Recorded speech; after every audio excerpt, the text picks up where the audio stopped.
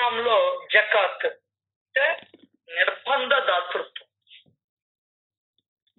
ఏంది? జకాత్ ప్రాథమిక విధి నిర్బంధ దాతృత్వం. బలవంతంగా పెళ్లి చేశారు, బలవంతంగా అబార్షన్ చేపించారు, ఇవన్నీ ఉంటాయి కదా. అట్లాగే ఇస్లాంలో మనలో లేదు కానీ ఆ విధంగా ఇస్లాంలో ఉంది. ప్రాథమిక విధి జకాత్ అంటారు దాన్ని, అంటే నిర్బంధ దాతృత్వం. ఇప్పుడు ఒక పిల్లవాడిని నిర్బంధించి 10 కోట్లు ఇస్తే మీ అబ్బాయిని వదులుతా ఉంటోళ్ళ. అట్లాగా జకాత్ మన హిందూ మతంలో లేదే. వాళ్ళు మన దగ్గర నుంచి మంచినంతా తీసుకోపోయి వాళ్ళు మనమే చెప్పుకున్నారండి. వాళ్ళు మనమే చెప్పుకోండి దరిద్రం. ఎప్పటికీ మన వాళ్ళు నిర్బంధంగా నీ పిల్లకాయలు గుడికి తీసుకోకండి, సైట్ వేసుకోండి అంటున్నారు. అక్కడ పోయి గమ్మునుంటాడా 20 ఏళ్ళు? ప్రాథమిక విధి అంట. ముఖ్యంగా రంజాన్ మాసంలో ముస్లింలు తమ సంపదలు కొంత భాగాన్ని దాన ధర్మాలకు కేటాయించాలి.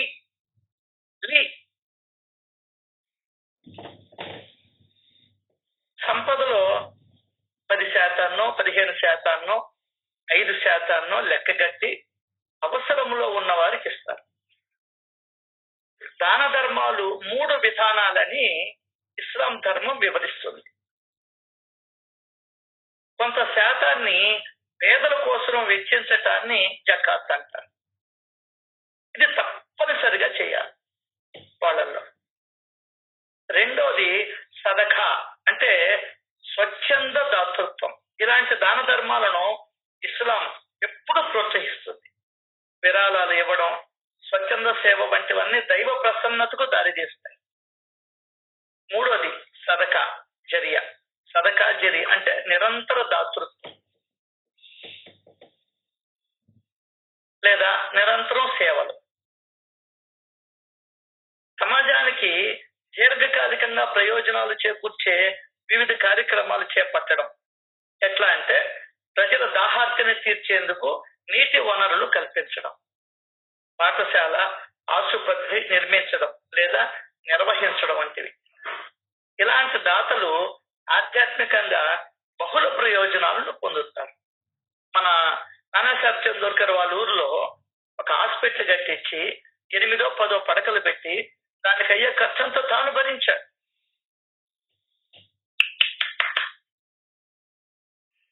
సో ఇలాంటి దాతలు ఆధ్యాత్మికంగా బహుళ ప్రయోజనాలను పొందుతారు. సంపదపై వ్యామోహాన్ని తగ్గించటానికి, దురాశ, స్వార్థం వంటివి లేకుండా ఆత్మను శుద్ధి చేసుకోవడానికి దాతృత్వ కార్యకలాపాలు ఖచ్చితంగా దోహదం చేస్తాయి. నిస్సహాయులకు ఆసరాగా నిలుస్తాయి. అదే కదా నేను రామారావు చెప్తున్నది. ఇప్పుడు తింటాను, ఇంకొక ప్యాకెట్ రాత్రికి ఇవ్వయ్యా, రేపు కూడా వస్తావయ్యా. అది నిస్సహాయులకి ఆసరాగా ఉండాలి. అట్లాగే సంపద పంపిణీ ద్వారా సామాజిక అసమానతలు కొంతమేరైనా తగ్గుతాయి. అంతేకాదు హృదయపూర్వక దాతృత్వం మనం చేసిన పాపాలను నశింపచేసి ఆధ్యాత్మిక రక్షణ కలిగిస్తుందని, ఎన్నో రెట్లు ప్రతిఫలాలను అందిస్తుందని ఇస్లాం మతం చెప్తుంది. ఏ మతం చెప్పేదైనా అదే. హృదయపూర్వక దాతృత్వం పాపాలను నశింపజేసి, దానికనే బాబా చెప్పాడు, ప్రేమతో నాకు 1 రూపాయి ఇచ్చినా నాకు లక్షలతో సమానం, లేకుంటే మట్టితో సమానం అన్నాడు ఆయన. అట్లా ప్రేమతో ఇవ్వాలి, నువ్వు హృదయపూర్వకంగా ఇవ్వాలి. లేకుంటే ఈడు నేను కొన్ని అడగతాడు, నలుగురు అడగతాడు అనే ఆలోచనతో ఇచ్చింది నీకు ఫలితాన్ని ఇవ్వదు. మనస్ఫూర్తిగా నీ కొడుకిస్తున్నా ఆస్తంతా కూడా నా కొడుకులకి నలుగురికి సమానంగా చెందాలి అని వీళ్ళు మా రాష్ట్రంలో నువ్వు చాలా ప్రేమగా ప్రేమగా కదా, కష్టంగా రాసావా వీళ్ళమ్మా లేదుగా. అట్లా నువ్వు ఇచ్చే రూపాయి, పావల, 10 పైసలు, 5 పైసలు హృదయపూర్వకంగా ఇవ్వగలగాలి. భగవంతుడు నాకు ఎంత సంపదించాడు, నేను దాన్ని సద్వినియోగం చేసుకుంటున్నాను, లక్ష్మీదేవికే కళ తెప్పిస్తున్నాను అనే భావనతో ఇవ్వాలి. అమ్మవారికి కళ తెప్పిస్తున్నాననే భావనతో ఇవ్వాలి.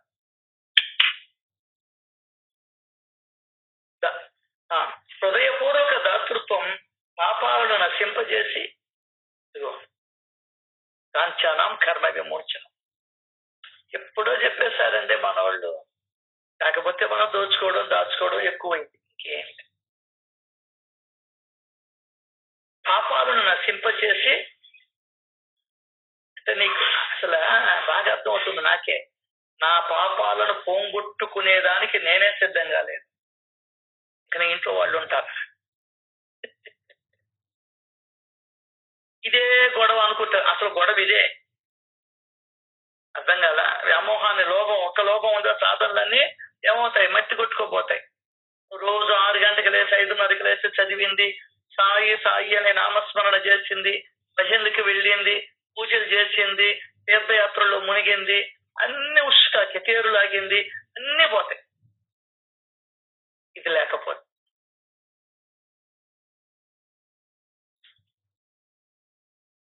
వాటితో పాపాలు పోవు, చూసి ఆనందిస్తాం. దేవుడికి అలంకరణ చూసి అబ్బా ఏమి చేశారయ్యా అలంకరణ, అర్థమైందా? దేవుడి మీద దృష్టి పోదు. పూలంగ సేవను పోయేవాళ్ళం చిన్న, నాకు బాగా గుర్తుంది, మా అమ్మ కూడా పోయినాం. పూలంగ సేవ ఎక్కడెక్కడో పూలు తెచ్చి చేస్తారంట. దేవుణ్ణి నిలుపుకునేదానికి పోవడంలే, పూలని మనసులో నిలుపుకునేదానికి వెళ్తున్నాం. అప్పుడు అర్థం కాల, జ్ఞానం వచ్చిన తర్వాత అర్థమైంది. పూలంగ సేవ పేరే ఉంది, పూలంగ సేవ అని. దీపాలంకరణ సేవ అని ఉంది. చూడు, నాశనం చేసుకున్నాం మనం మన కల్చర్. గరుడ వాహనం అని చెప్పేశాం, సింహ వాహనం అని చెప్పేశాం, అయిపోయింది. అక్కడే ఫెయిల్ అయిపోయినామా. నువ్వు ఏమైనా అనుకో, బోల్డ్ పెద్దోళ్ళు చెప్పిన దానికి వ్యతిరేకిస్తున్నాడు, నేనేం వ్యతిరేకించడం లేదు, అర్థం చేసుకోమంటున్నా. అర్థమైందా? దేవుణ్ణి మోస్తున్నాడు గరుడు. నువ్వు ఒక్కరి భారానన్నా తీసుకో, ఒక ఊరినన్నా దత్తు తీసుకో. ఒక ఊరిని దత్తు తీసుకునేది లేదు, మనం చేయలేం. అది సినిమా యాక్టర్లు చేస్తున్నాం. ఒకరి భారానన్నా, ఒకరి చదువు భారానన్నా లేనివాడు చదువు. ఒకరి ఇంటికి భార్గవరామ్ గారు ఇచ్చినట్టు సరుకులు ఇస్తాడు ప్రతి నెల. ఒకరి కుటుంబానికి అవసరమైన సరుకులన్నా ఇవ్వు. అది ఆ దాతృత్వం ఏం చేస్తుందంటే నీ పాపాలను నశింప చేస్తుంది. ఏ ఏ గ్రంథాలు చెప్పినా ఇదే.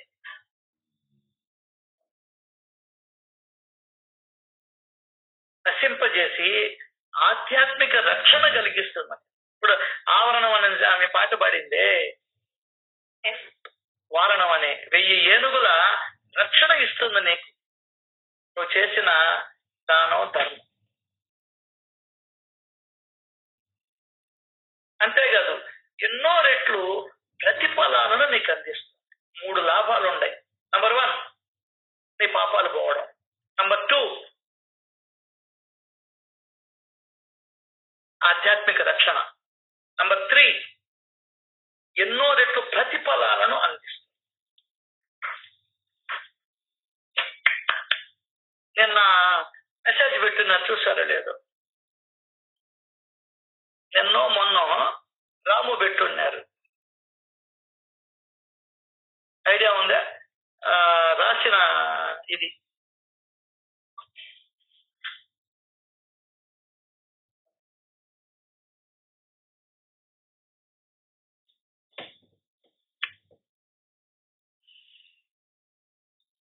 భరద్వాజ గారితో ఎవరితో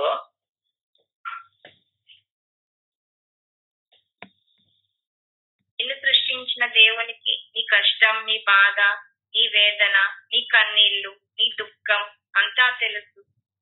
కొంచెం ఓర్చుకో. నువ్వు అనుకోని, నువ్వు ఊహించుకోలేని గొప్ప కార్యాలు నీ జీవితంలో నువ్వే చూడబోతున్నావు. నీ దేవుడే చేయబోతున్నాడు అని ఒక మెసేజ్ పెట్టారు.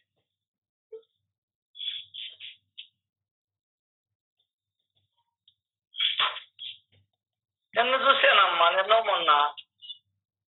నిన్ను సృష్టించిన దేవునికి కాదు అన్నాడు కాదా? సరే సరే. విత్తనానికి సంబంధం ఒక విత్తనం నాటుకుంటే ఆ టైప్ ఉంటదంట అక్క. Nellore turn down disappearing messages. New messages will disappear from this dot 24 hours after they were sent. అది మధు అన్న పెట్టాడు. అది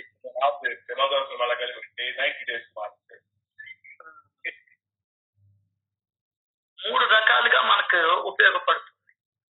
ముందర చిన్నప్పటి నుండి మనం చేసిన పాపాలు నశిస్తాయి, క్షీణిస్తాయి. 2, ఆధ్యాత్మిక రక్షణ కలిగిస్తాయి. దైవ రక్షణలో మనం ఉంటాం.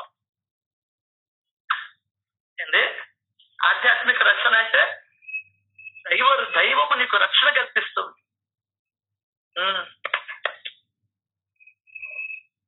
అట్లాగే ఎన్నో రెట్లు ప్రతిఫలాలను అందిస్తుందని ఇస్లాం మతం చెప్తుంది. ఈరోజు ఈనాడు పేపర్లో మకరందం అనే దగ్గర రాస్తున్నారు చూడండి. అది సో కుడి చేతితో ఇచ్చిన దానం ఎడమ చేతికి కూడా తెలియకూడదంట. ప్రచార ఆర్భాటాలకు పోకుండా గుప్త దానం చేయడం శ్రేష్టమని భావం. దైవ ప్రవక్త మహమ్మద్ పవిత్ర రంజాన్ నెలలో అత్యంత ఉదారంగా వ్యవహరించేవారు. ఈ నేపథ్యంలో ఏటా ఒకసారి ఇవ్వాల్సిన జకాత్తును ఈ నెలలోనే వితరణ చేస్తారు.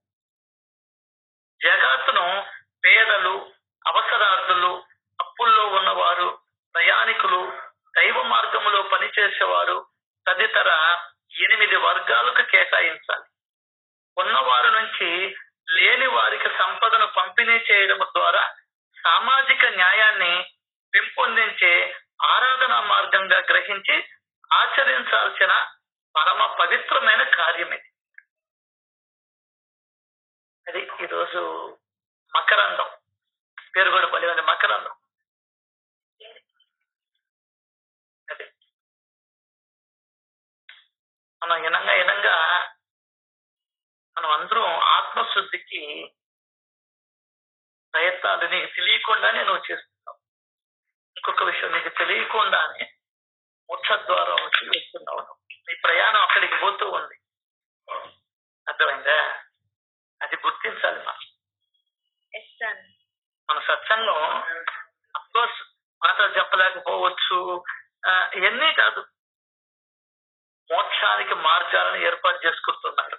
ప్రతి ఒక్కరు వాళ్ళ శక్తి మేర, అంటే వాళ్ళ శక్తి మేర. అంతకన్నా ఇంకేం కావాలయ్యా? అంతకన్నా ఇంకేం కావాలంట? ఇది నీ మనసు నమ్మిన రోజు నువ్వు పరిగెస్తావు. నీ మనసుకి నువ్వు నచ్చ చెప్పుకోవాలా, నీ మనసు నమ్మాలా ఇది సత్యం. అప్పుడే జోబులో డబ్బులు పెట్టుకొని ఒక దగ్గరికి పోతాం. ఇప్పుడు ఊరికి పోవాలంటే బ్యాగ్ సర్దుకొని పోతాం. నమ్మినావు నువ్వు అక్కడ. ఏంది, నేను ఊరికి పోతాను ఆఫీస్ పని మీద, అక్కడ 2 రోజులు ఉంటాను, నాకు గుడ్డలు, డ్రాయర్లు, బనీళ్ళు అన్నీ కావాలా, ఇప్పేసుకోనాటి నేను అక్కడ ఉతుక్కోలేను, ఇంట్లో ఒక పని ఉంది కదా ఆమెకి ఇస్తాము అని చెప్పి నువ్వు కర్చీఫ్, డ్రాయర్తో మళ్ళీ ఆ పెట్టెలో పెట్టుకొని వస్తావు. అవునమ్మా, పనావుల్లో వాషింగ్ మెషిన్ అప్ప మీరేమైనా ఉతుకుతున్నారా? అంత వాషింగ్ మెషిన్ లో పడేస్తారా? 42,000 50,000 పెట్టి ఆయన తెచ్చి ఇచ్చిన వాషింగ్ మెషిన్. ఆయన తంటాలి, ఆయన పడే ఎంత ప్రేమ ఆయనకి నేను మీద, అది మీద. మీరు అర్థం చేసుకోరు. గుర్తించరు ఆ? గుర్తించరు. అంటే వాషింగ్ మిషన్ తీయాల్సిన అవసరం ఏముంది? నువ్వు దంచుకోలేవని కదా నీకు మిక్సీ తీసి ఇచ్చింది. మళ్ళీ వేడి వేడి చేసుకోలేవని కదా నీకు ఓవెన్ తీసి ఇచ్చింది. కట్టెల పొయ్యితో ఊది ఊది కళ్ళు నొప్పులు పడతాయని కదా నీకు గ్యాస్ తీసి ఇచ్చింది కదా. ఎండాకాలం నువ్వు చల్లగా పడుకోవాలని కదా మీ ఆయన ఏసీలు బిగించింది రూముల్లో. అర్థం చేసుకోరు మగవాళ్ళని. నీకు చిమ్మిత డస్ట్ అలర్జీ అని కదా నీకు వ్యాక్యూమ్ క్లీనర్ తీసి ఇచ్చింది. చెప్పు, రోబోట్ తెచ్చి ఇచ్చింది దానికి కదా. అర్థం చేసుకోదు మగవాళ్ళని.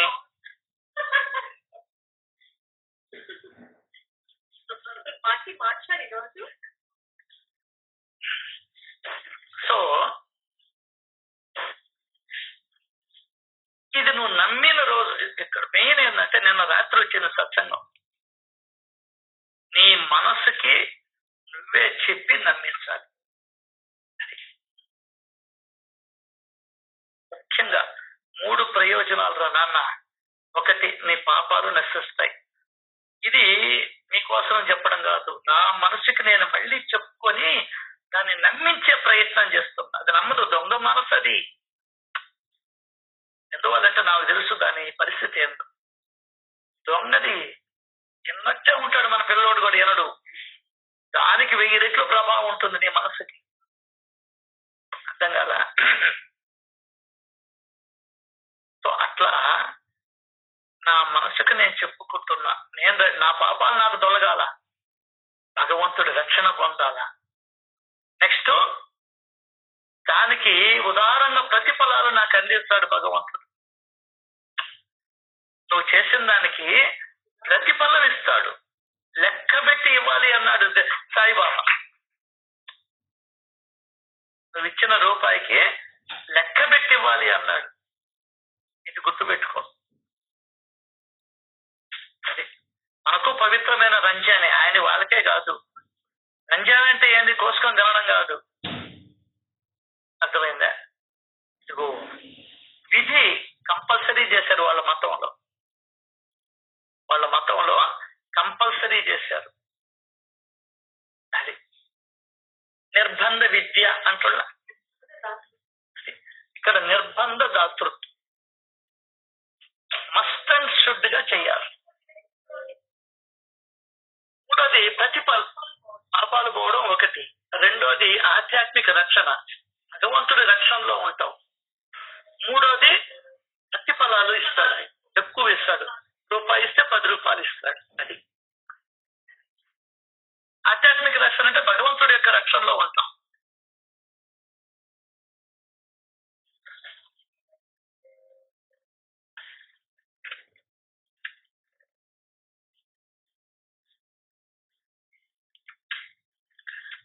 శ్రీ సచ్చిదానంద సమర్థ సద్గురు సాయినాథ్ మహారాజ్ కి జై.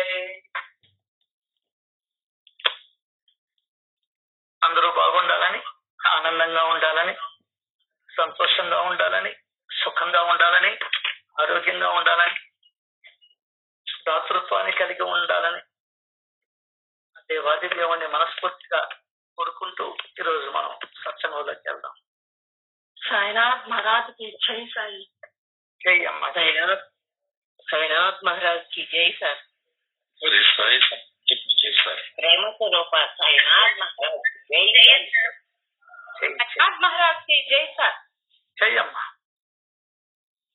సాయినాథ్ మహారాజ్ కి జై సాయి. జై అమ్మ. జై అమ్మ.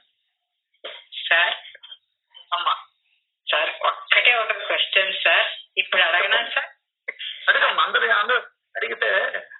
సార్ నాకు ఏం లేదు సార్, ఒకటి ఏమనిపిస్తుందంటే నిజంగా అసలు ఈ ఆస్తులు ఏమన్నా కానీ పిల్లలు మొత్తుకున్న నిజంగా బాబాదేవులు అవసరం లేదు, కానీ నేను ఇవ్వకుండా నేను వేరే దానికి ఉపయోగించి వెళ్ళిపోతే నాకు ఇది ఏమన్నా దోషం అంటుకుంటుందా సార్? జన్మ జన్మలకి ఏమన్నా దోషం? ఇంకా నీకు జన్మ ఉండదు. ఇది కరెక్టే కదా సార్? ఇంకా దీనికి ఏమి ఇంకా ఇది లేదు కదా సార్? సెకండ్ థాట్ లేదు కదా సార్? ఎంతవరకు అంటే రుణానుబంధం పోయినసారి కూడా సబ్జెక్ట్ వచ్చింది, గుర్తుందో లేదో. పెంచి పెద్ద చేసి అది కూడా సరే ఒక దారి చూపించడం అంటే. అంటే మంచి పొజిషన్ ఉన్నప్పుడు ఇంకా వాళ్ళకి ఎందుకు ఇవ్వాలి అన్న ఆలోచన వస్తుంది సార్. అవసరం లేదు కదా ఇప్పుడు. ఇవ్వకూడదమ్మా. ఇది నాకు కావాలి సార్. రైట్. ఇచ్చి చెడిపిన వాళ్ళం అవుతాం.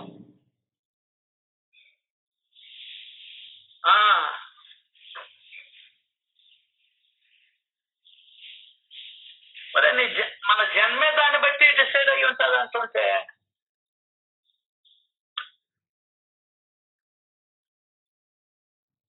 ఎందుకు ఇంత పేదరికం, ఎందుకు ఇంత నాసిరకం, ఎందుకు ఇంత ఇబ్బందులు, ఎందుకు ఇన్ని కష్టాలు? చేసిన కర్మల వల్ల. అదే కదా ఇప్పుడు మనం చేసే దాతృత్వం తగ్గే కొద్దీ చెప్పారు కదా, రాజభవనాల్లో నుంచి మేడల్లోకి, మేడల్లో నుంచి పెంకుటింట్లోకి, పెంకుటింట్లో నుంచి గుడిసెల్లోకి, గుడిసెల్లో నుంచి చెట్టు కిందకి.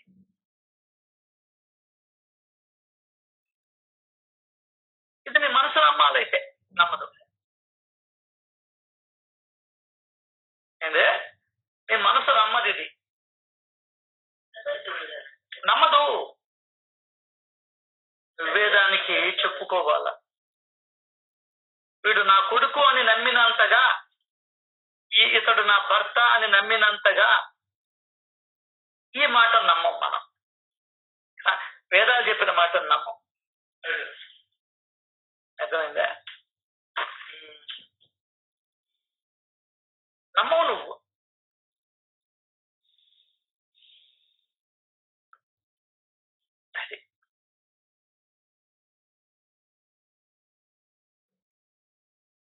నమ్మవు.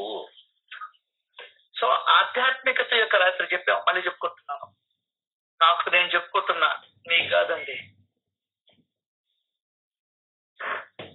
మరలా నా యొక్క దృక్పథం దృఢతరం అవుతూ ఉంటుంది. ఏంటంటే నా దృక్పథం దృఢతరం అవుతూ ఉంటుంది. అంటే నా ఆలోచన బలపడుతూ ఉంటుంది. ₹1,00,000 ఇస్తానని చెప్పా పద్మాకి, మళ్ళీ ఏం చెప్పాను? 2 లక్షలు ఇస్తానని చెప్పాను. జరగాల. ఎందుకంటే మా పిల్లకాయలకి 1,00,000 లక్షలు పెద్ద లెక్కలే.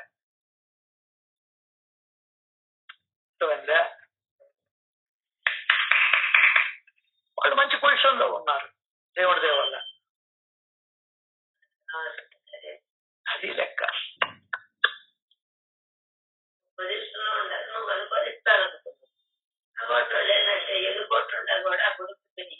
అది వాళ్ళకి తెలియదు పాపం, వాళ్ళకి తెలియదు. నేను తెలుసుకున్నా, నాకు నా పాపాలు తొలగాల. అంటే ఎందువల్ల అంటే నేను చాలా పాపాలు చేస్తున్నా, అవి తొలగాల. నెక్స్ట్ భగవంతుడి రక్షణలో ఉన్నా నేను ఇప్పుడు. లేకుంటే ఏడ్చి కుంగిపోయేవాడిని నాకు ఎదురైన పరిస్థితులకి. అర్థమైందా? మళ్ళీ చెప్తున్నాను మీకు, ఎంత చెప్పుకుంటున్నా, ఎంత చేస్తూ ఉన్నా, నిన్న ఒక్క 15 నిమిషాలు మనసు అట్టపోయింది తెలుసా. మన వాళ్ళని చూడాలని అనిపించింది. వెంటనే ఫోన్ చేశా, చెప్తుల్లా జస్ట్ టాక్ మాట్లాడా. కూతురికి ఫోన్ చేశా, ఏం చేస్తున్నారమ్మా అన్న. టీవీ చూస్తున్నారు డాడీ అన్నది. ఓకే అంతే, అప్పటికే తగ్గించేసుకున్నాం. కనపడమను అని చెప్పలా. ఎందువల్లంటే నేను మనసు మీద నేను సాధన చేశాను అనకూడదు ఆ మాట. చేయించాడు భగవంతుడు నా చేత. ఇది ఎంత వ్యామోహాలు వద్దని చెప్పుకుంటూ ఉన్నా కూడా నా మనసు ఇంకా అటువైపు పరిగిస్తూ ఉంది. తెలియకుండా గోతులో పడిపోతాం. దానికనే 25 సంవత్సరాల తర్వాత కుమారుడు కనబడితే, కుమారుడు వచ్చి ఇలా ఈ కథల్లో వస్తాయి, సూఫీ మహాత్ముల పుస్తకంలో ఉంది చూడండి. ఆయన ప్రార్థిస్తాడు అల్లాని, అల్లా నన్నన్నా తీసుకెళ్ళు, నా కొడుకు నన్నా తీసుకెళ్ళు అని ప్రార్థిస్తాడు. ఇది నీకు అర్థం కావాలంటే చాలా కష్టం. మామూలు బుర్రలకు అర్థం కాదు ఇది. ఏందే మామూలు బుర్రలకు అర్థం కాదు.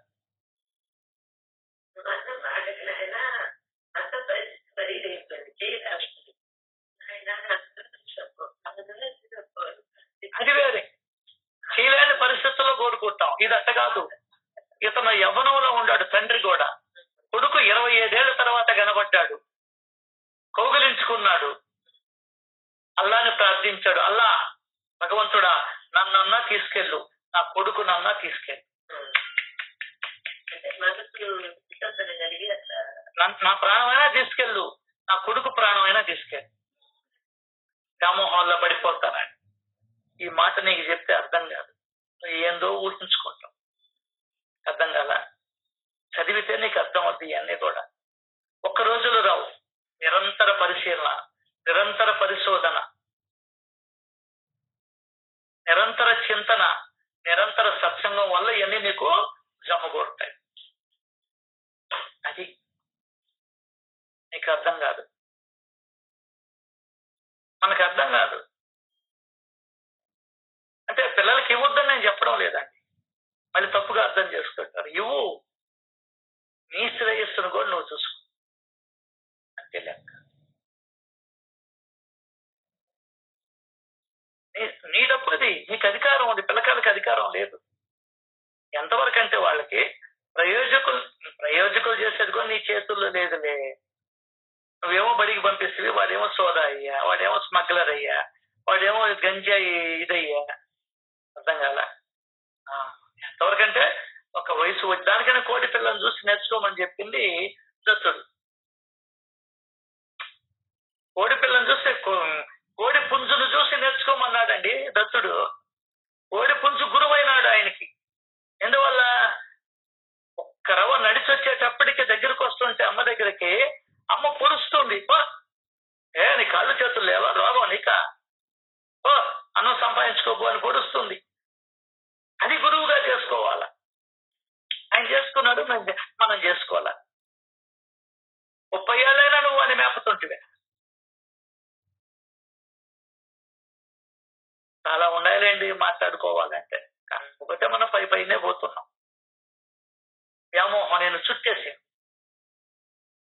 వ్యామోహం ఏం చేస్తుందో తెలుసా? మెడలో ఉండే మంగళ సూత్రాన్ని కూడా ఇప్పించేసింది వ్యామోహం. ఒక తల్లి నా కళ్ళతో నేను చూశాను, పసుపు కొమ్ము కట్టుకొని వాడిని నాశనం చేసింది ఆ బిడ్డని. ఇందువల్ల వ్యామోహం. ఆస్తి ఇచ్చింది, ఫ్లాట్ ఉంటే ఫ్లాట్లు ఇచ్చేసింది, కొద్దిగా డబ్బు ఉంటే డబ్బు ఇచ్చేసింది, కమ్మలు ఉంటే కమ్మలు ఇచ్చేసింది, మెడలో ఉన్నటువంటి మంగళ సూత్రం కూడా ఇచ్చేసింది. వ్యామోహం చూడు ఎంత దూరం వెళ్తుందో. ఇంకా వాళ్ళని వీళ్ళని కూడా చెప్పింది, మా బిడ్డకే ఉన్న జీవన్.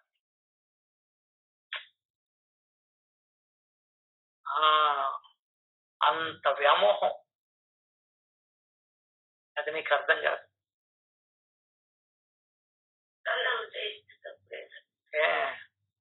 కష్టాల్లో కాదు, ఆయన పని బట్ట లేకుండా ఖర్చు పెట్టుకుంటున్నాడు ఏదేదో చేసి. ఇవన్నీ ఓ అమ్మ మన కళ్ళ ముందరే జరుగుతున్నా కూడా మనం చూస్తూ కూడా అందులో అయిపోయాం. నిజంగా గుడ్డివాడు హేమాద్రి పంత్ చెప్పినట్టు.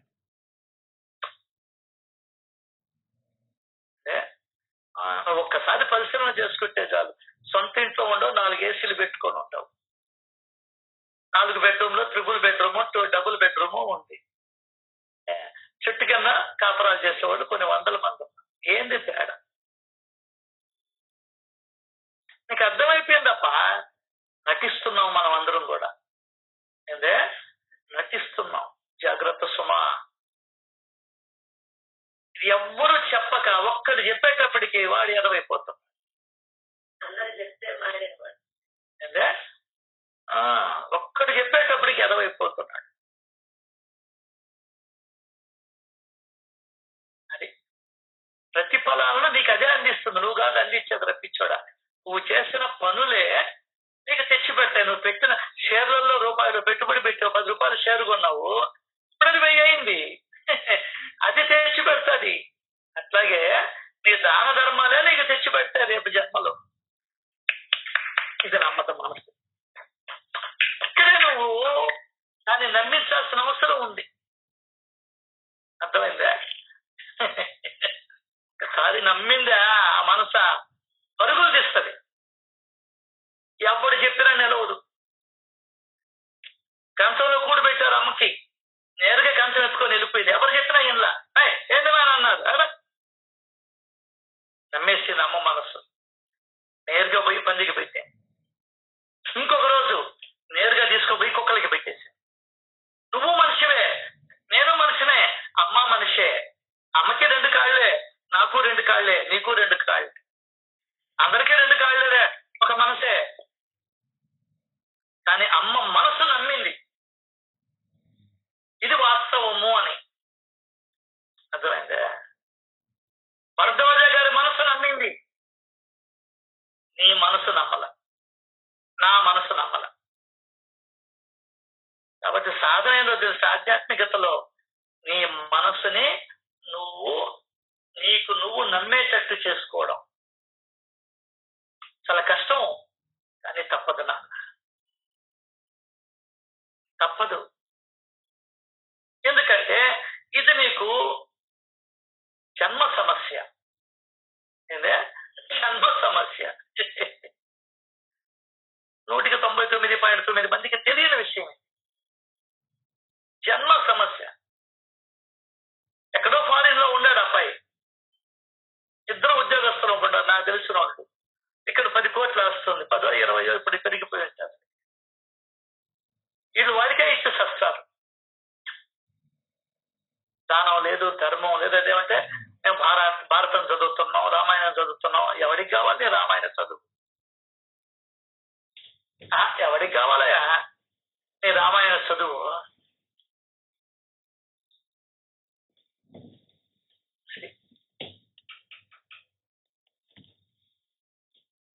రాముడు ఖజానా ఖాళీ చేయించాడు, దేవలకి సాధులకి అంతా ఇచ్చేసి. అది నేర్చుకోవాలా మనం, ఇవన్నీ నేర్చుకున్నాం. తెలియదు సార్, మనసుకు పట్టినోడే ఇట్లా మాట్లాడతాడు, మనసుకి పట్టనోడు ఏదేదో మాట్లాడతాడు.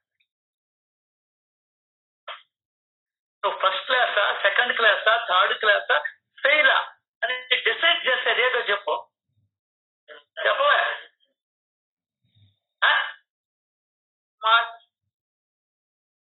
నువ్వు రాసిన రాతలు అట్లాగే ఊరింట్లోన, గుడిసెలోన, చెట్టు కింద, మిద్దెలోన, మహారాణి భవంతిలోన డిసైడ్ చేసేది ఏంది? ఇది నీ మనసు. ఇది నువ్వు నమ్మిన రోజు నువ్వైనా నేనైనా ప్రపంచంలో ఉన్నటువంటి వాడు ఎవడైనా, ముఖ్యంగా ఆధ్యాత్మిక పదగాముల్లో ఉన్నటువంటి వాళ్ళు. అర్థమైందా? ఇంకోసారి చెప్పండి సార్.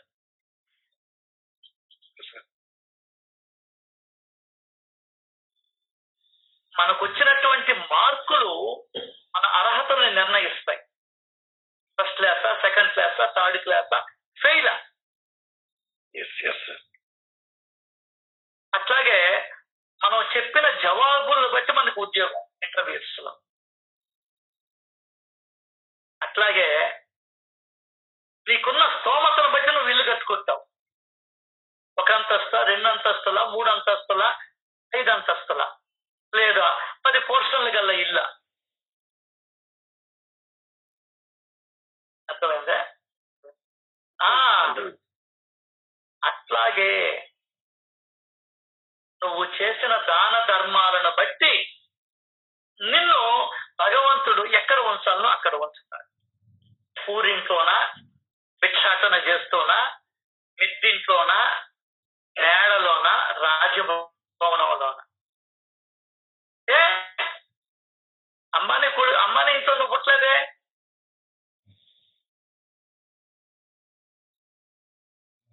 చెప్పు, చంద్రబాబు నాయుడు ఇంట్లో పుట్టలేదే నువ్వు, నీ కొడుకు, నీ మనవడు. చిరంజీవి గారి ఇంట్లో పుట్టలేదే. ఏందబ్బా కారణం? ఇది నేను చెప్పిన మాట కదా, పెరియవా.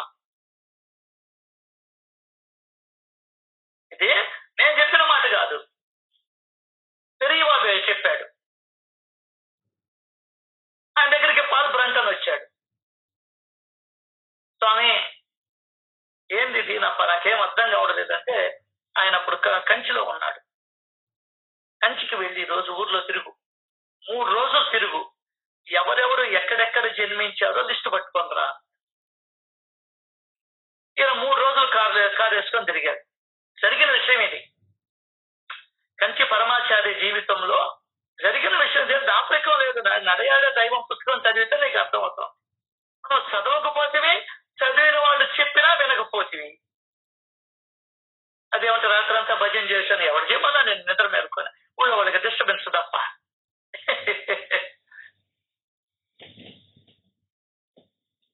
అర్థమైందా? వచ్చాడు, లిస్టు తీశాడు. ఒకరేమో అద్భుతమైనటువంటి హాస్పిటల్లో పుట్టారు, ఒకరేమో బస్సులో పుట్టారు, ఒకరేమో చెట్టు కింద నలిగిపోయిన ఆ అమ్మాయి డెలివరీ కాక ఆపరేషన్ కి డబ్బులు లేక వల్లాడిపోయింది. ఒకరేమో మధ్య తరగతి ఇంట్లో పుట్టారు, ఒకరేమో ధనవంతుల ఇంట్లో పుట్టారు. ఇవన్నీ లిస్టు తీసుకొని వచ్చాడు పెరియవా దగ్గరికి. మరి ఇది ఎందుకు జరిగిందో తెలుసా అని అడిగాడు పెరియవా. వాళ్ళ చేసుకున్న దాన్ని బట్టి వాళ్ళ గృహాలు నిర్ణయించబడతాయి అని చెప్పాడు పెరియవా.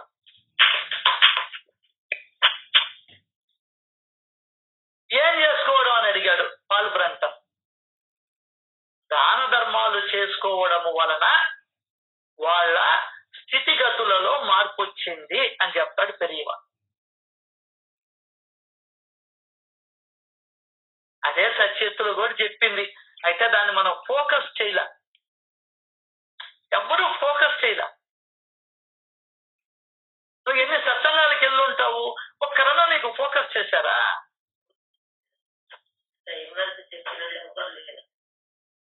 వాడు ఆ పిల్లేమో అద్భుతమైన ఇంట్లో పుట్టింది, వీడేమో అడక తినే జన్మ వచ్చింది. ఎందువల్ల తేడా, ఎందువల్ల గుర్తించావా? ఇద్దరు ఒకే ఇంట్లో కాపురం చేశారు సార్, అందులోనూ భార్యాభర్తలు. ఓ బ్రహ్మముడి,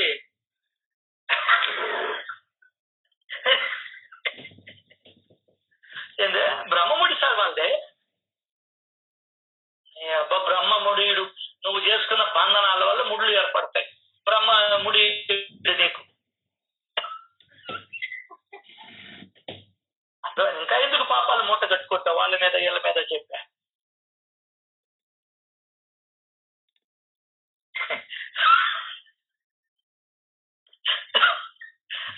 అర్థం కదా, ఇది బ్రహ్మేశ్వర ముడి అంట.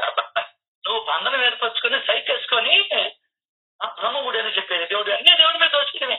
నాకెందుకైతే చేశావు, నా ముగ్గురిని ఎందుకు తీసుకోపోయావు, నా పిల్లాన్ని ఎందుకు తీసుకోపోయావు, ఆయనకేం పని పట్టాలి ఆయనకి. నీ పిల్లాన్ని నీ ముగ్గురిని తీసుకోపోతామా, ఆయన ఏమన్నా మన లాంటి మనిషా తీసుకోపోయేదానికా? ఒకే ఇంట్లో ఉన్నారు వాళ్ళిద్దరు భార్యాభర్తలు, కానీ ఇద్దరి ఆలోచనలలో తేడా, ఇద్దరి దాతృత్వాలలో తేడా, ఇద్దరు ఒకరికి సహాయపడడంలో తేడా, దాన ధర్మాలలో తేడా. కాబట్టి వీడు అడక తినేవాడి ఇంట్లో పుట్టాడు, ఆ పిల్లేమో బ్రహ్మాండమైన ఇంట్లో పుట్టింది.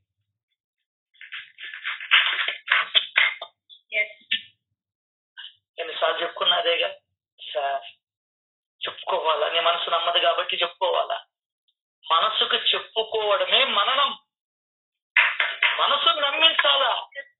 చిన్నప్పుడు సిగరెట్ తాగి తమలపాకేసుకొని లేదమ్మా చూడు నోడు అని హా అనేది దొంగ నా కొడక తాగేసి నువ్వు తమలపాకులు నవ్వులు వచ్చినావు లేదా అని మా అమ్మ కనిపెట్టే. అర్థమైందా? తాడి చెట్టును దళదన్నేవాడు అంటే వాడిని దళదన్నేవాడు ఉంటాడు. అర్థం కాలా? అక్కడ కూడా అతి తెలివి ప్రదర్శిస్తాం మనం. మొన్ననే ఒక కథ చదివా. పడవలో పోతూ ఉంటారు అందరూ, పడవ మునిగిపోతుంటది. అప్పుడు ఎవరికి వాళ్ళు ప్రార్థన చేసుకుంటారు మొక్కుబడి. అప్పుడే వచ్చేది. ఒకడు కోటీశ్వరుడు ఉంటాడు, వాడి ఇల్లు ఇంద్రభవనం. అర్థం కాల? ట్రంప్ భవనానికన్నా బాగుంటది. స్వామి నేను గాన రక్షింపబడితే ఆ భవనం మీద వచ్చే డబ్బు ఎంతకైతే భవనం మీద డబ్బు వస్తుందో అమ్మితే అది నీకు ఇచ్చేస్తున్నాడు మొక్కుకున్నాడు.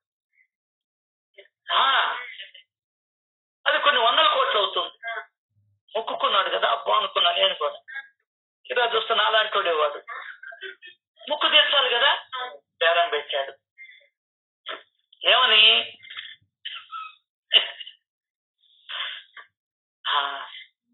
పిల్లేమో ఒక పిల్లిని పెట్టాడు, దానికి పిల్లేమో 1000 కోట్లు, భవనమేమో 100 రూపాయలు. కొంటే రెండింటే కొనాల.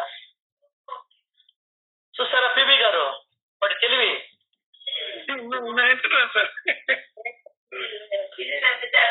పిల్లి 1000 కోట్లు, భవనము 100 రూపాయలు. ఖచ్చితంగా పిల్లిని కొనాల్సిందే. ఇక భవనం కావాలంటే పిల్లిని కొనాలి. వాడేం చేశాడు, ఒకడు వచ్చి భవనం నచ్చింది ఒకడికి, భవనంతో పాటు పిల్లిని కొనాలి. వాడు 1000 కోట్ల 100 రూపాయలు ఇచ్చాడు. ఈ 100 రూపాయలు దేవుడు ముడుపులో వేశాడు.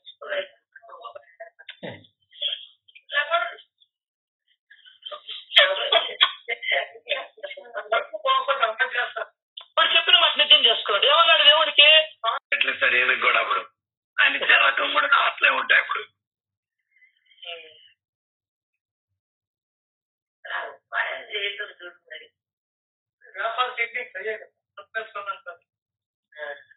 దేవుడే తక్కువడా? ఏమైంది? భవనం 100 రూపాయలు ఇచ్చిల్లా, అగ్రిమెంట్ అయింది. 1000 కోట్లు కట్టాలంటే కట్టలేడు కదా, అగ్రిమెంట్ అయింది. తర్వాత తుఫాన్ వచ్చింది, కూలిపోయింది, భవనం కూలిపోయింది. ఇంక వాడు 1000 కోట్లు పడినా నాకు భవనం నువ్వు రెండు కలిపి నువ్వు 1000 కోట్ల 100 రూపాయలు చెప్పావు.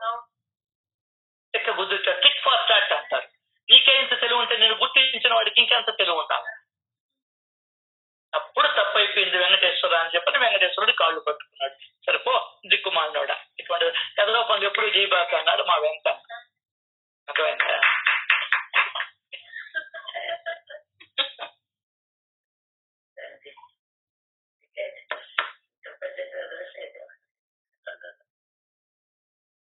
ఎందుకు చెప్తున్నానంటే,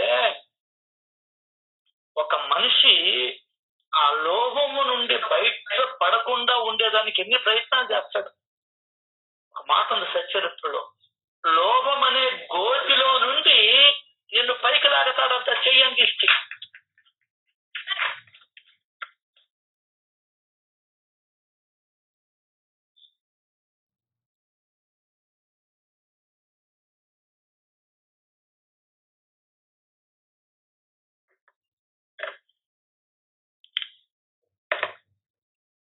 రైట్.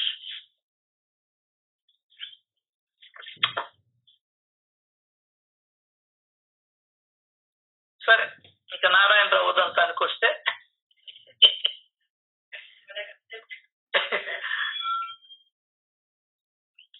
బాబా సమాధి చెందిన తర్వాత షిరిడీకి వచ్చాడు నారాయణరావు. అదే చెప్తాడు, సాయిబాబా శరీరదాతులై ఉన్నప్పుడు బ్రతికి ఉన్నట్లు, సమాధి చెందాక మరణించినట్ల.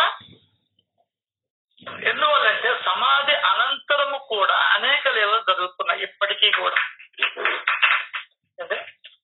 ఇప్పటికీ కూడా తన ఉనికిని సాటుకుంటున్నాడు ఆయన. నేను కూడా చెప్తున్నాను, పటంలో నుంచి తేనె గారింది. తన ఉనికిని సాటుకుంటున్నాడు. నేను ఉన్నాను, సచ్చరిత్రను చదువు, అర్థం చేసుకో, జనన మరణాలకి అతీతంగా వెళ్ళిపో, జనన మరణాలను తగ్గించుకో, లేదా చక్రము నుండి బయటపడు. అంటే ఉద్ధరణ అంటే. సరే, వారు ఎల్లప్పుడూ స్థిర చరాలలో నిగూఢంగా ఉంటారు. అన్నిట్లో ఉంటారు. ఆయన పరిశీలన చేయాలి. టెంకాయలో నీళ్లున్నాయా లేదా అని ఏం చేస్తావు నువ్వు? చూకాడు పెట్టుకొని చూడాలి, నీకు ఊగించుకుంటావు. టింగ్ టింగ్ అనే శబ్దం వస్తే ఓహో నీళ్లు ఉన్నాయని కొంటాం. అట్లా ఆయన ఎప్పుడు ఎల్లప్పుడూ స్థిర చరాలలో నిగూఢంగా ఉంటారు. కట్టెలో అగ్ని ఉన్నట్టు. రైట్. అక్కడ ఒక మాట చెప్తాడు, వారిని ఒకసారి ప్రేమగా చూస్తే జీవితాంతం వారికి అంకితమైపోతారు. వారు కేవలం అనన్యమైనటువంటి ప్రేమను మాత్రమే ఆశిస్తారు. ప్రేమగా పిలిస్తే వెంటనే ఓయ్ అని పలుకుతారు. వారికి ఒక ప్రదేశం గాని ఒక సమయం గాని అవసరం లేదు. ఎల్లవేళలా సిద్ధంగా ఉంటారు. వారి చాతుర్యాన్ని ఎప్పుడు ఎలా చూపుతారో వారి లీల ఎవరికి అర్థం కాదు. ఇది నిన్న మాట్లాడుకున్నాం. నెక్స్ట్, వారు కల్పించిన పరిస్థితిలో మనసులో అనేక రకాల కుతర్కాలు సందేహాలు కలుగుతాయి. మనకు చాలా డౌట్లు వస్తాయి. నువ్వేమంత బాగా పూజ చేస్తుంటివే, నీకు ఆస్తి లేకుండా చేశాడే, నీ పిల్లాన్ని తీసుకోబోయాడే, నీ బిడ్డను తీసుకోబోయాడే. అది ఇక్కడ తప్పుగా వారు కల్పించిన పరిస్థితులలో అన్నాడు. ఆ కల్పన ఎందుకు చేయాల్సి వచ్చింది? ఆయన నువ్వే చేసుకున్నావు. నీకు మార్కులు తక్కువ వచ్చాయి, అర్థమైంది. 10కి 10 రాయాల్సిందిపై 10కి 2 రాస్తే మార్కులు తక్కువ రాక ఎక్కువ వస్తాయా? అంటే ఇది కూడా నీ కర్మను బట్టి నీకు పరిస్థితులను ఇస్తాడు అబ్బాయి. దానికనే జ్ఞానముతోటి కర్మలు చేయాల. సో నీ డిసైడ్ చేసేది నీ జన్మని జ్ఞానమే డిసైడ్ చేయదు. జ్ఞానము తోటి కర్మలు చేయాలి. మనం వచ్చిన కర్మలు చేసేదానికి ఈ భూమి మీదకి. అర్థమైందా? అదే రాస్తాడు కదా, డబ్బు సంపాదించడం, శరీరాన్ని పోషించుకోవడం, కోరికలు తీర్చుకోవడానికే నీకు ఈ జన్మ ఇచ్చింది కాదు, అనుబంధాన్ని కట్ చేసుకునేదానికి. అయిపోయింది. 50 ఏళ్ళు ఉన్నావు ఇంట్లో, 60 ఏళ్ళు ఉన్నావు ఇంట్లో, వెళ్ళిపో, బయటికి వెళ్ళిపో. అది. సో అనేక సందేహాలు వస్తాయి. అప్పుడు వారి చరణాల యందు దృష్టి నిలిపితే ధ్యాన ధారణలు కుదురుతాయి. కష్టాలు వచ్చినప్పుడే గట్టిగా పట్టుకోవాలి. నువ్వు ఏడుస్తా ఉండకూడదు. ఏడుపులో కూడా సాయి సాయి అంటా ఉండాల. ఇది మనకు ఎవరు చెప్పారు? చరిత్రలో బాధల్లో ఉన్నా కూడా భగవంతుని పట్టుకున్నాడు. ఎవరు? భగవంతురావు.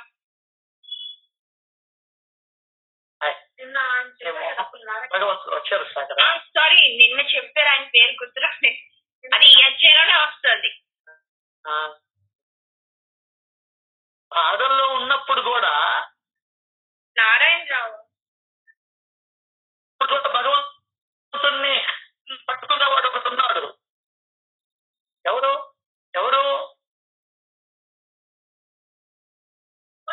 పిల్లే, డాక్టర్ పిల్లే. అది ఆలోచిస్తే నీకు వస్తుంది. అప్పటికప్పుడు రాకపోయినా, లెట్రిన్లో అప్పటికప్పుడు రాకపోయినా కూర్చొని ఒక 5 నిమిషాలంటే చిన్న ముక్కైనా పడుతుంది కింద.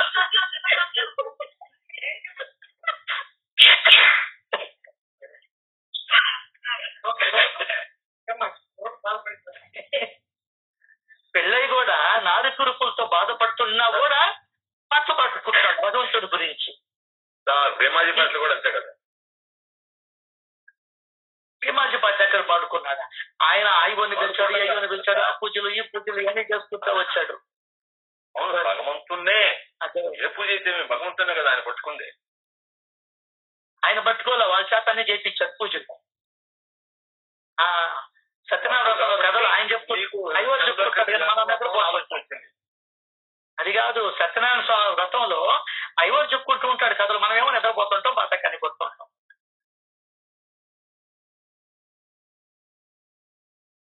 ఇలా మనస్సుని సాయిపై నిలిపితే చక్కగా ఉంటుంది మన మనసు. ఏ కార్యమైనా నిర్విఘ్నంగా జరిగిపోతుంది. ప్రాపంచిక వ్యవహారాలను విడిచిపెట్టవలసిన అవసరం లేదు. వ్యవహారాలు ఉంటాయి. గృహస్థుడికి బాధ్యతలు తీరక ముందర కొన్ని బాధ్యతలు ఉంటాయి, వాటిని వదిలిపెట్టకూడదు. ఏ కార్యమైనా నిర్విఘ్నంగా దానికది జరిగిపోతుంది, వదిలిపోతుంది. దానికని అంటే రామకృష్ణ పరమహంస ఒక అద్భుతమైన మాట చెప్తాడు. పురుకులేసింది, ఆ పుక్కును ఊరికి లాగతా ఉన్నావనుకో పుండవుతుంది. అదే దానికదే రాలిపోతే ఫినిష్, నీకే బాధ ఉండదు.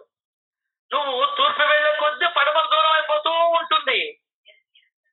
సచరిత్రని, ఆ కథలని, ఆ లీలలని, ఆ చరిత్రని మనసారా నిజాయితీగా నిక్కచ్చిగా శ్రద్ధతో ఏకాగ్రతతో మనం ఉద్ధరింపబడాలి అనే భావనతో వింటూ ఉంటే నీకు ప్రాపంచిక వ్యవహారం దూరం అయిపోతుంది.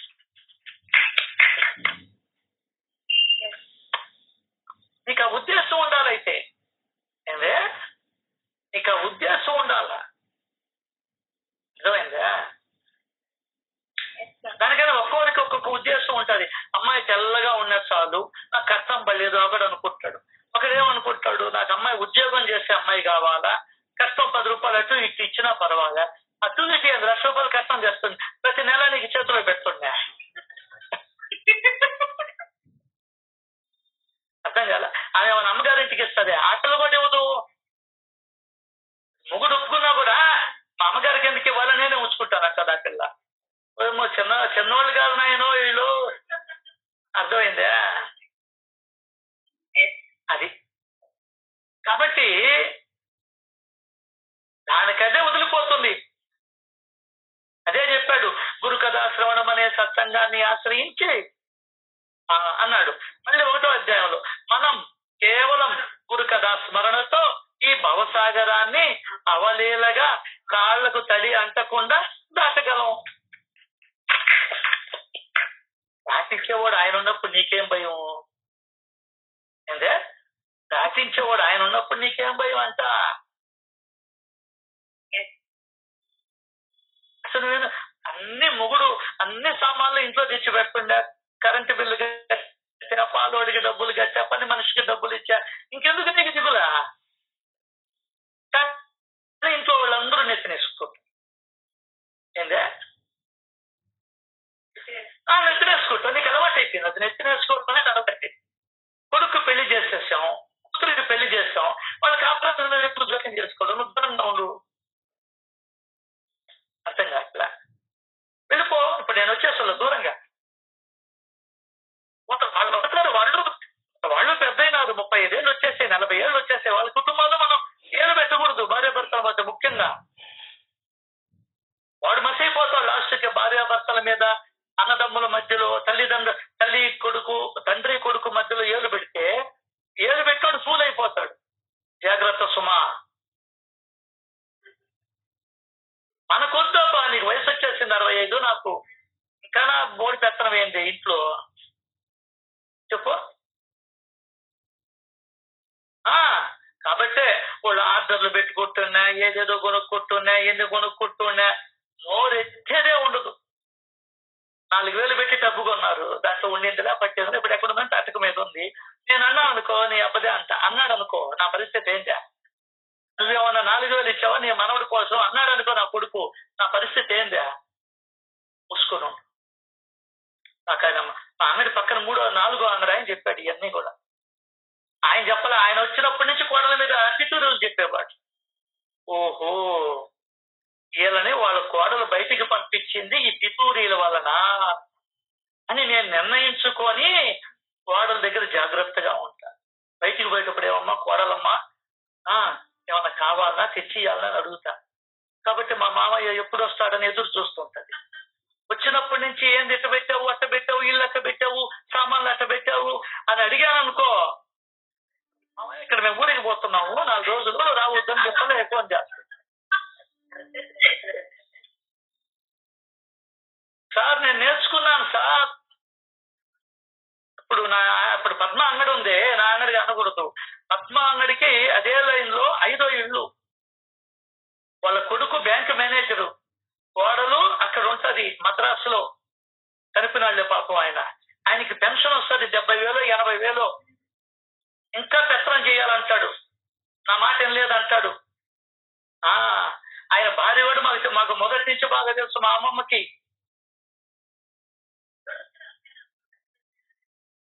కాబట్టి మనం జోక్యం చేసుకోకూడదు. కూతురింట్లో జోక్యం చేసుకోకూడదు. కుక్కిన పేను లాగా ఉన్నంత కాలం నీకు కుక్కి మాంసం ఎవరు మంచి మాంసం ఇస్తారు. అర్థమైందా?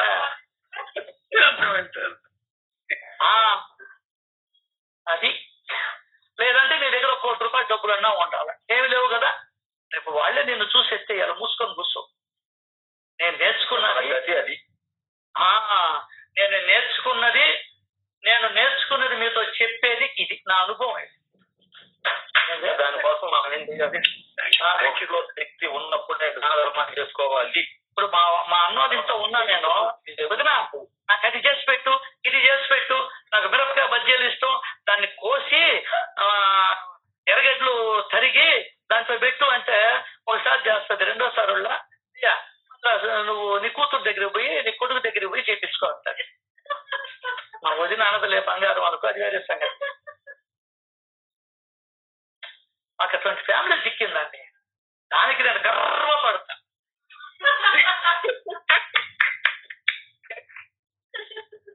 అర్థం కాదు. ఇంకా నేను పోకపోతే రమేష్ ఇదిగో పాయసం చేశా, బెల్ల పాయసం చేశా, ఆ రొట్టె చేశా, నీకు ఇష్టం కదా అని చెప్పని పిలుస్తుంది మా వదిన.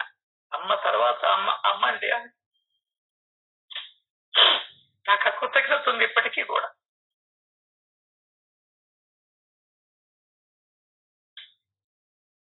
ఆ రోజు ఎవ్వరూ పైసా ఇవ్వకుంటే 30 ఏళ్ల కిందట 25,000 ఇచ్చిందండి. ఆ రోజుల్లో ఏమన్నా తెలుసా, మన అబ్బాయికి మనం ఇకుంటే ఇంకెవరు ఇస్తారండి అక్కడ.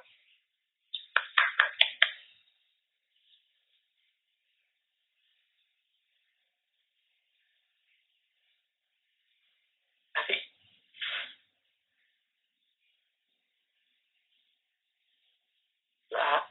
కృతజ్ఞత ఉండాలి మనిషి.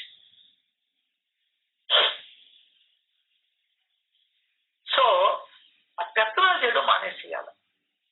ఆయన చేశాడు అంటే ఆ పక్కన ఐవర్ చేశాడు. వాళ్ళ ముగ్గురుతో చెప్పి మీ ఆయన ఇంట్లో ఉంటే నేను వెళ్ళిపోతా, మీ నాయన గారి ఇంట్లో ఉంటే నేను మా అమ్మగారి ఇంటికి వెళ్ళిపోతానంటే కొడుకు ఏం చేశాడంటే డాడీ ప్లీజ్ అవుట్ అని చెప్పని ఇక్కడికి పంపించేశాడు. ఇక్కడే చనిపోయినాడు ఆయన. కోట్ల మంచి ఆస్తి చూపినాడు. అతనికంటూ ఏమి చేసుకోకుండా పోయినాడు. Because I know it very well since 35 years. అది లెక్క. దానికనే మన పెద్దోళ్ళు ఈ తర్పణాలని మాసికాలని పెట్టి మన చేత దానం ఇప్పిస్తారు. అంటే మన ఋషులు ఎంత దూరం ఆలోచించారో మన శ్రేయస్సు కోసరం. దానికనే ఋషులను తెచ్చుకోవాలి. వాళ్ళకి కృతజ్ఞతలు చెప్పుకోవాలి. వాళ్ళు చెప్పిన దాన్ని ఆచరించడమే వాళ్ళ రుణం తీర్చుకోవడం అండి.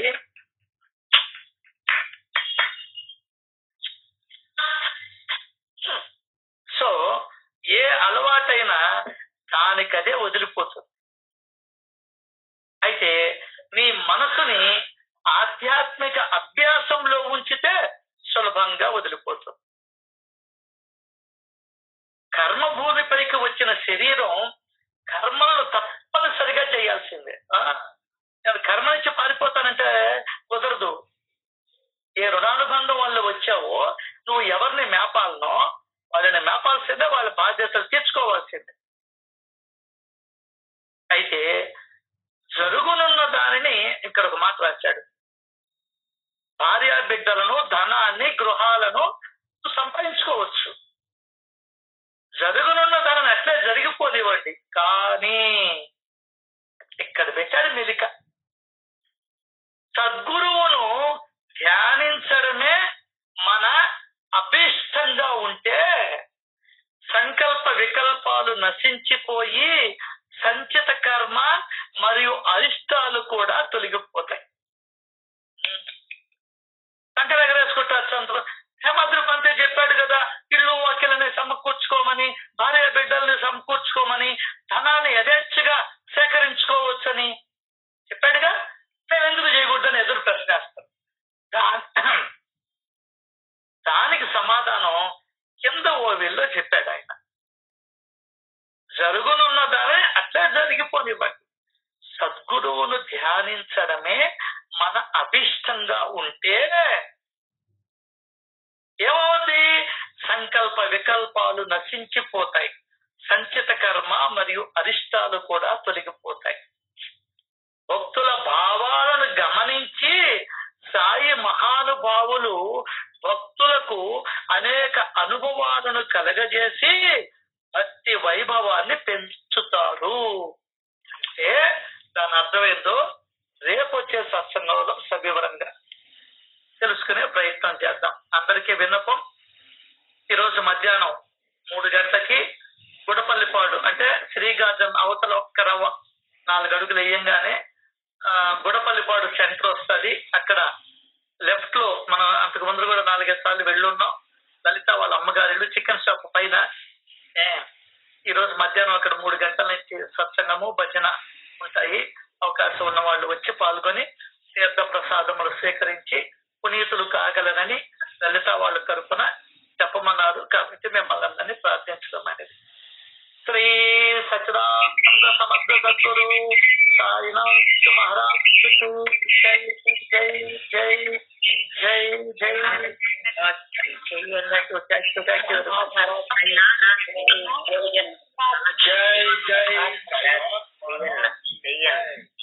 अंतर्यामी साईनाथ जय साईनाथ महाराज की जय साई. బాగున్నారా? సాయినాథ్ మహారాజ్ కి జై జై అమ్మ.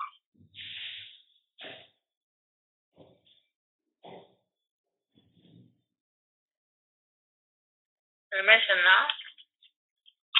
అక్క ఆ షణ్ముఖం అన్నకొకరు బాగలేదు, బాబాకొకరు ప్రేయర్ చేయండి. అలాగే రవికుమారి గారి అన్నగారు షణ్ముఖం, ఆయన పేరు రామారావు కూడా తెలుసు బాగా. నెక్స్ట్ ఇక్కడ గుడి కట్టించింది కూడా ఆయనే. ఆయన చాలా శక్తివంతం లేకుండా ఖర్చు పెట్టాడు ఆయన సొంత డబ్బులే. అటువంటి వాళ్ళు ఇంకా అవసరం మనకు. ఆయన క్షేమంగా హాస్పిటల్ నుండి క్షేమంగా తిరిగి రావాలని 1 నిమిషం పాటు మనం మౌనంగా భగవంతుని ప్రార్థిస్తాం. అట్లాగే ఇంకెవరెవరైతే హాస్పిటల్లో ఉన్నారో వాళ్ళు కూడా క్షేమంగా రావాలని, పనిలో పనిగా కాశీకి కూడా పోయి వస్తారు ఆయనగా మన శ్యామ. మనం కూడా ఆయనతో పాటు అందరూ స్వస్థతలై తిరిగి రావాలని, వాళ్ళకి ఆనందం చేకూర్చాలని మనం ప్రార్థిస్తాం.